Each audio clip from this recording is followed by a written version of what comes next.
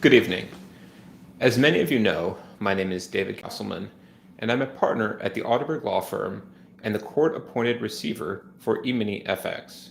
Thank you for attending our second town hall, which we are streaming on our YouTube channel.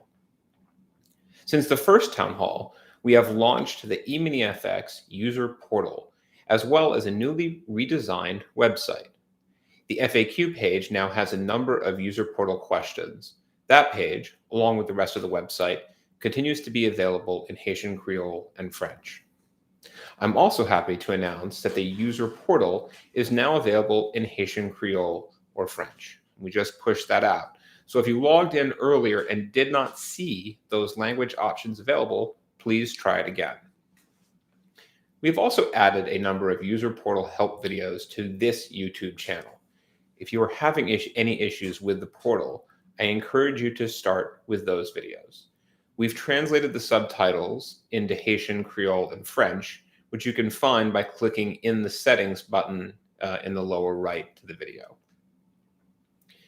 I'm going to spend most of this town hall discussing the portal and questions we have received. Before I get there, I want to quickly go over a couple of items from our first town hall for those people who haven't seen that yet. The entire recording, also available with Haitian, Creole, and French subtitles, is available on this YouTube channel in the Live tab. As I noted in the first town hall, I was appointed in the civil enforcement case. I am an independent fiduciary reporting to the court. I do not report to Mr. Alexander. I do not report to the CFTC, and I do not report to the Department of Justice. I only report to the court, and our goal remains making distributions as soon as we can. I have heard from many of you, and I understand that many people who put money into EminiFX did so in the hope of achieving financial freedom. The returns you were promised were very high, but many of you saw those returns show up in the EminiFX dashboard week after week after week. And we still get many questions from EminiFX users asking about that ROI. As I reported to the court in the financial condition report available on our website and discussed in the last town hall, those returns simply were not real. EminiFX generally satisfied withdrawal requests by using its coin payments account. But that coin payments account, which I described as being like a huge lake, was one where the only source of water were the contributions of EminiFX members, since there were no investment or trading profits. And so when someone withdrew from EminiFX and was paid from the coin payments account, what they were paid with is the contributions of other members and not actual investment gains. And as I noted, that is generally how a Ponzi scheme works. And that's why I am not in the user portal looking for information about ROI paid on the EminiFX user accounts, because that was never real. I alluded to bonuses at the last town hall, but I wanted to discuss those in a bit more detail. Many of you saw bonuses applied to your EminiFX accounts for recruiting other EminiFX members. In general, members receive bonuses not just for the members they recruited, but also the members those members recruited, and so on and so on. And that's generally how a multi-level marketing program works. By the time I was appointed, the total bonuses across everyone's accounts totaled more than $56 million. And we know that because we have detailed records from the EminiFX system about the recruitment bonuses. I want to set expectations early on about how I am viewing those bonuses. Because there was no genuine service being sold, because the investment returns were not real, I do not view those recruitment bonuses as legitimate or actual liabilities of EminiFX. And I explain that further in the financial condition report, also again available on our website on the homepage. As the investor.gov website explains, an emphasis on recruiting, the promise of high returns, passive incomes, and complex commission structures are all hallmarks of a pyramid scheme. We'll put a link to the investor.gov page on pyramid schemes in the notes to this video. The investor.gov webpage is a free resource offered by the government to help investors make sound investment decisions and avoid fraud. I'll also add a link to the CFTC's fraud advisory on commodity pool fraud. These free resources can be tremendously helpful to investors in avoiding fraud, and I encourage everyone to use them and to share them with others. I'm going to spend the rest of our time on the user portal. I'd like to start with some background on why we have the portal and how this process fits into the administration of the receivership as a whole. In order to get money back to EminiFX constituents, I need to know how much money each user put into EminiFX and how much each user received from EminiFX. I'm looking for actual money or cryptocurrency in and out of the EminiFX system. We have recovered a substantial amount of information that is helping us to assemble the information. One of the first things I did when I was appointed as receiver was to collect all the bank and cryptocurrency exchange records for EminiFX and for its corporate accounts. I consider those records the best and most reliable evidence that a specific transaction, such as a deposit or withdrawal reflected in the bank statement, actually occurred. But that's only half of it. The bank records tell me and my team that someone made a contribution or received a withdrawal. The bank records do not generally tell us which EminiFX user account goes with each transaction. And that's where the database comes into play. So when I took over, we were also able to obtain the entire database from the EminiFX website, which was part of the back-end engine that controlled the EminiFX application.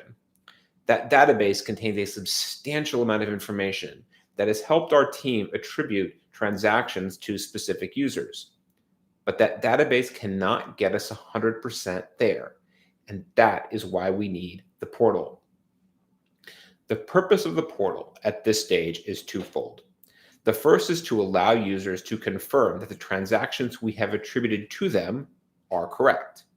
If not, users can dispute the transaction, although we are asking for supporting documentation, as I will discuss. Users can also tell us if any of the transactions are from multiple users. So if a user deposited cash that was actually meant for multiple users, the portal allows the user who made the deposit to identify the other people that go with that deposit. The second purpose is for users to tell us if there are any transactions that are missing from the transaction log. We can only go on the data we have, and certain transactions in the bank statements were not attributable to specific EminiFX users. That means that for some users who made deposits, we might not have a record on our end that identifies them as the person who made the contribution.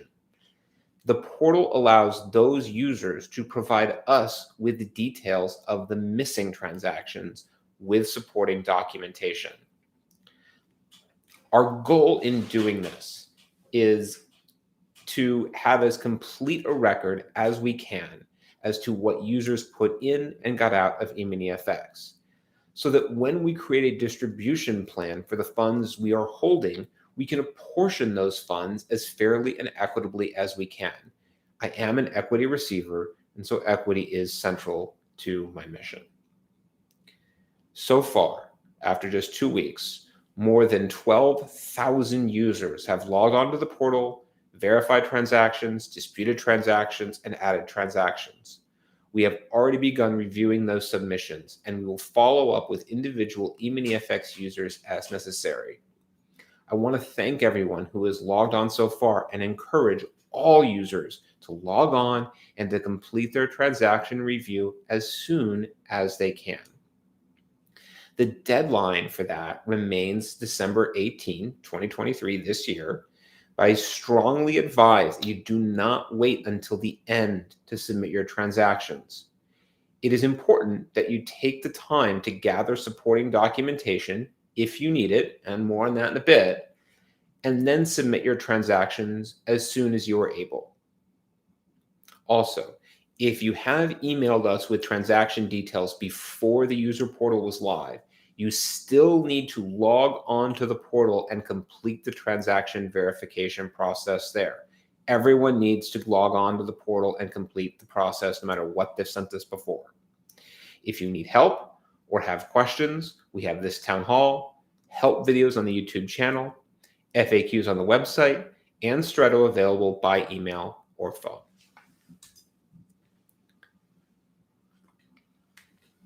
Okay, let's talk now about how to use the portal.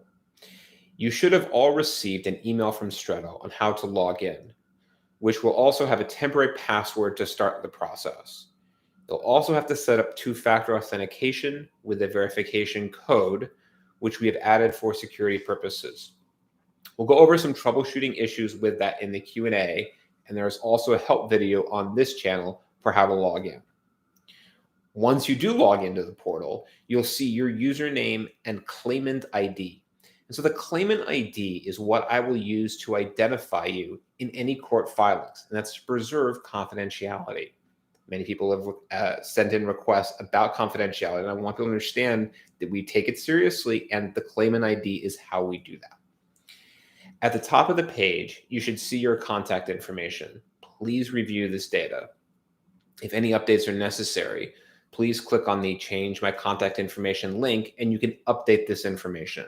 My team and I will review these updates to make sure that they are appropriate. Next, you'll see a list of the transactions that we were able to attribute to your EminiFX account. You will need to verify or update each listed transaction.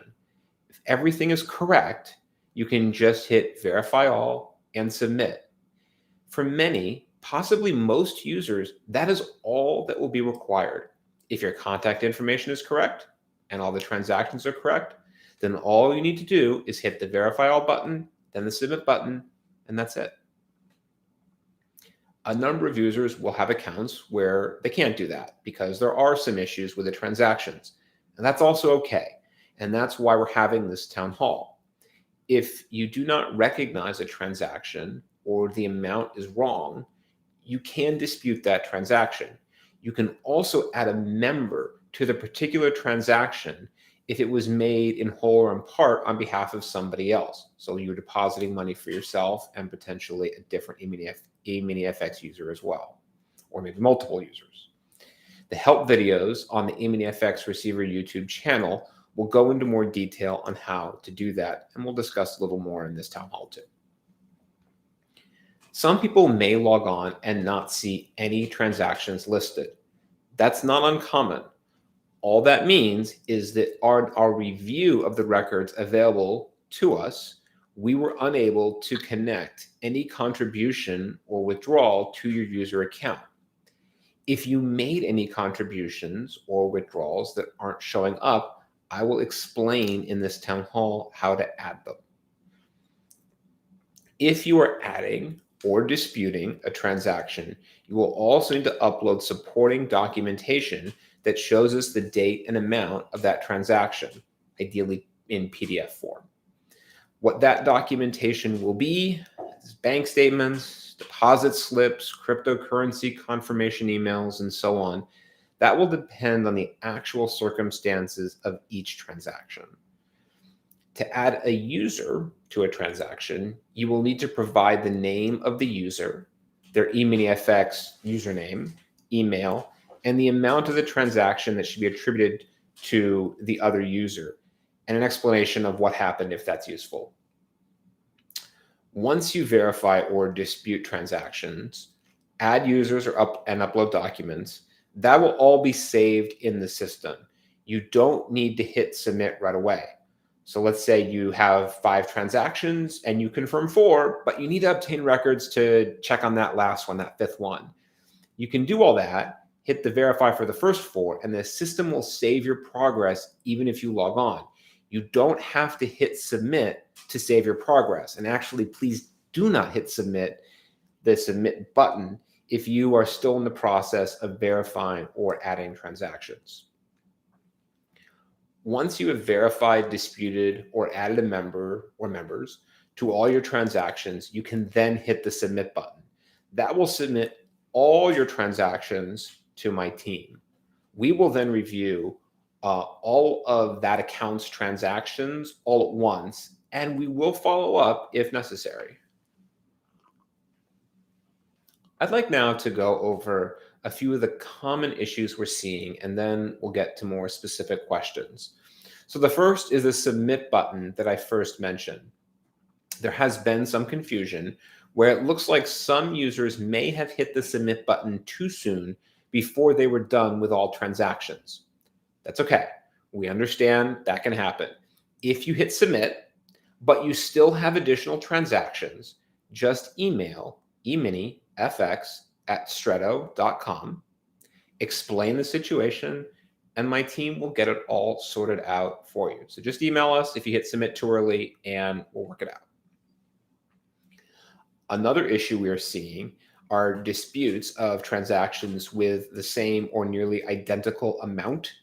So if the transaction is for the same amount, say the portal shows a contribution for $123.45, and your records show $123.45 in a deposit, then you should just verify that transaction. They match, that's correct. Now, let's say your record shows $122.21 or $122.85. These are very close numbers. They're just off by a very small percentage. Now, I don't want to get too technical on this town hall, but that difference is almost certainly due to transaction fees, which are not part of a contribution or withdrawal. So in which case, if they're just off by a few percent, then the number we have is really the correct number, and we recommend that you just verify that transaction. But if you have any feedback or issues, you can always dispute and we'll work it out. In terms of supporting documentation, my team and I appreciate all the information that you've uploaded and shared with us to help verify the transactions. In general, helpful documents include bank statements, deposit slips, crypto confirmation emails, potentially other emails depending on the situation. What is generally less helpful are screenshots that you may have retained from the EminiFX portal. Those screenshots are not likely to be sufficient for us to verify a transaction. So if you have anything else, I would encourage you to upload that. That said, I'm not setting hard and fast rules because I recognize different users and different transactions may have different situations. But we are going to need to verify that any transaction actually did occur in order to be fair to all EminiFX users as a whole. Now, finally, we've noticed that certain internet browsers work a little better with the user portal. I'm not recommending any particular product, but if you can use the Chrome browser, we generally recommend you do so. We've noticed there are issues with the Safari browser, especially when logging into the portal. And finally, before we start the Q&A, one quick but important point. We do not charge a fee to use the portal. No one has been authorized by me to collect a fee from you. The user portal is free for everyone to use. We've received many questions from users. I've selected a few that are more generally applicable, and I've also anonymized the details to protect each user's confidentiality. So let's spend the rest of the time walking through those. The first question. I verified all of my transactions. Does the receiver still want me to send supporting documentation? The short answer is no. If you verify a transaction, then we don't need any additional documentation at this stage. If there is a special situation where we need additional documentation, we will reach out. But for now, if you click verify, that's all you need to do for that transaction. Now, do remember though, when you hit verify, you're also confirming that you weren't making a contribution on behalf of another user. And so if you were, we'll come in a little bit more detail about how to do that, how to account for that type of situation. Okay, next question. How can I confirm these transactions? Is there a specific place I should be looking? It's a good question, and it's going to be different for each user because it's going to depend on how the user made his or her contributions and what records that user has. So let's say a user made a contribution by sending Bitcoin through coin payments. That user might look for emails confirming from coin payments that confirm the transaction. Or the user might look at their Bitcoin wallet or exchange account to see what was the source of Bitcoin and send us a screenshot of that. Let's say a user made a contribution through a wire transfer from her bank to EminiFX. So she could look at all her bank statements for that month and see the outgoing wire listed. She might even have an email confirming the wire. Maybe another user made a cash contribution at the teller. If he has a deposit slip or deposit record that the teller gave him, that would be helpful in confirming it. Or if that person withdrew cash from his own bank, he might look at the bank statements from the time of the withdrawal from the bank, and then the time of the same time that was the deposit to EminiFX. So I've mentioned now bank statements a couple of times. If you have any bank statements that reflect a direct contribution to EminiFX, like a wire or a check or withdrawal that we just talked about, I suggest keeping those bank statements. If you don't have copies of those bank statements, I do recommend that you reach out earlier rather than later to your bank to get copies of those statements for your files. Even if we don't end up needing them, it's better that you have those statements on file. So those will be statements between generally October 21 and May of 2022. All of this will depend on the transaction that you made and the records that you have. So I just want to emphasize, if we only are looking for documentation if you're disputing or adding a transaction. Here's another question. The only transactions that are showing up are the ones I personally deposited about $9,000. I gave my agent about $6,000. I don't see this contribution. How do I add this to the transaction log? Okay, so in this case, we have a user who made a contribution by giving money to someone else, and then that person made the contribution on their behalf. And here the amount was $6,000. So in that instance, you should add a transaction, identify the other user, and add at least one type of supporting documentation that matches a transaction: a bank statement, an email, a text, something. If you don't have any documentation, then I recommend you write a letter, explain the situation, sign the letter, scan that letter into PDF, and attach that as your supporting documentation. And then we'll go from there on a case-by-case basis, which might mean asking you for additional documentation. Here's a related question.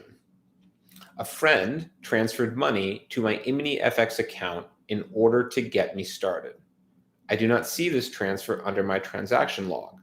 Why is that? And how can my friend add the transaction to my account now? Or do I have to trust my friend to add me as a member to her account? That's a good question. The answer to this is going to depend on whether you gave money to your friend.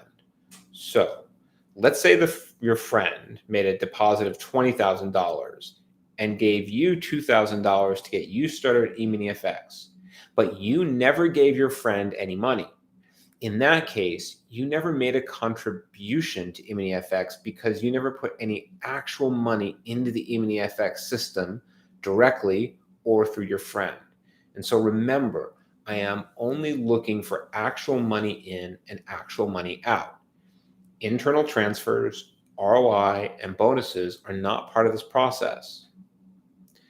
So let's flip it. Let's say you gave your friend $2,000 in cash and she made the deposit, and then that's why she gave you a $2,000 EminiFX transfer. Then you would add a transaction for $2,000 with the explanation that you made that contribution by giving the money to a friend, similar to the example we went over a few minutes ago. So in this example, if your friend received $2,000 in cash from you and deposited $18,000 of her money, combined with $2,000 of your money, for a total of $20,000, then your friend should add you to the $20,000 contribution.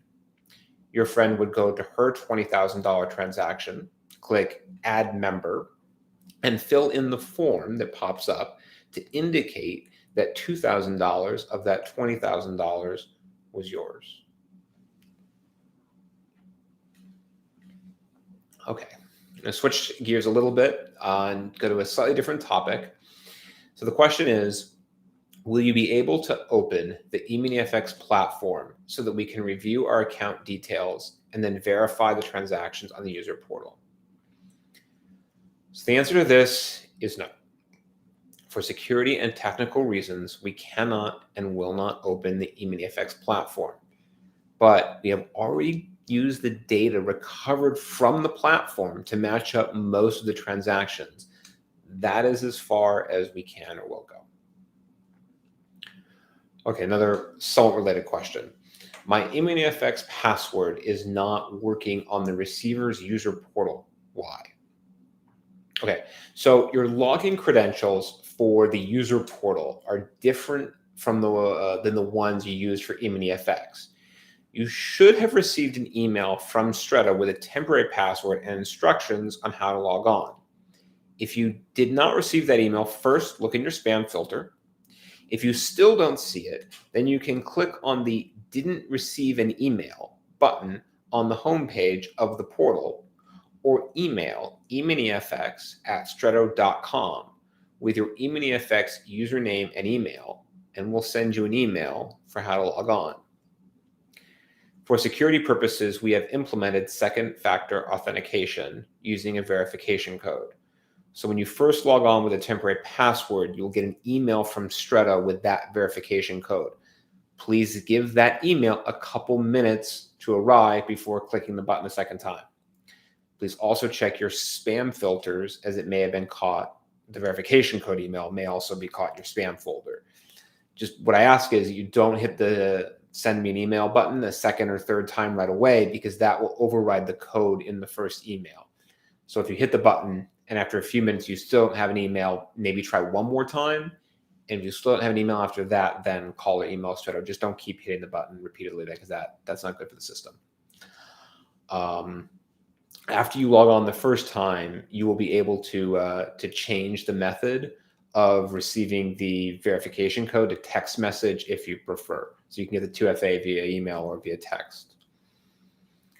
Okay, 2 more questions. So the first one, I have multiple EminiFX accounts. How can I merge them all?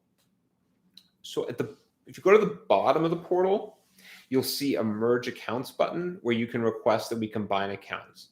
You'll just need to add the other username and verify that you own that email address as well. And then all merge, you can do this for multiple users' accounts. All merge accounts will be reviewed by my team to ensure the request is appropriate. There's a help video on the mechanics for how to do this on this YouTube channel. Accounts for the same user are generally going to be appropriate for merger, but there may be situations in which merging the account is not appropriate. One other example that we've gotten is a husband and a wife may have 2 separate accounts and want to merge them. If that's the case, just send us the request. We review it on a case-by-case basis to make sure that that's appropriate, but you can still request that. Okay, last question. So I went over this in our first town hall, but I want to do it again in case of any new viewers, and just because I understand this is on everyone's mind. When should users expect to receive a distribution? The initial distribution will come as soon as we are able. We still need to complete the user portal process first. We have had around 50,000 transactions already submitted, which I'm grateful. We still have thousands of users who need to complete the portal process. If you haven't done it yet, that's okay. Don't panic. There's still plenty of time, but please do it as soon as you can and try not to wait until right before the December 18 deadline. Once that process is done, my team and I will need time to review the submissions and to seek approval of allowed user claims. That will then form the basis for future distributions. At this stage, it is too early for me to say how much anyone will receive. The timing and manner of distribution will likely be proposed through a planned distribution that will then have to be approved by the court. Please note that my entire team is working hard to make sure that the process is fair and accurate for all. We will endeavor to begin distributions as soon as we can. That's all the questions we have for now. We'll keep a copy of this video on our YouTube channel, which you or others can access at any time. There are also user portal instructional videos on this channel, so please watch those if you need help. If you have any questions, please email eminifx@strato.com. I say use email over phone if you can. We do allow you to call us toll-free at 855-228-3721 or from overseas at +1 949 407 5078. Please also see our new website at www.EminiFXReceivership.com for how to access the user portal and for an updated Q&A section, including user portal questions and all receivership information. Thank you for taking the time to join us. Good evening.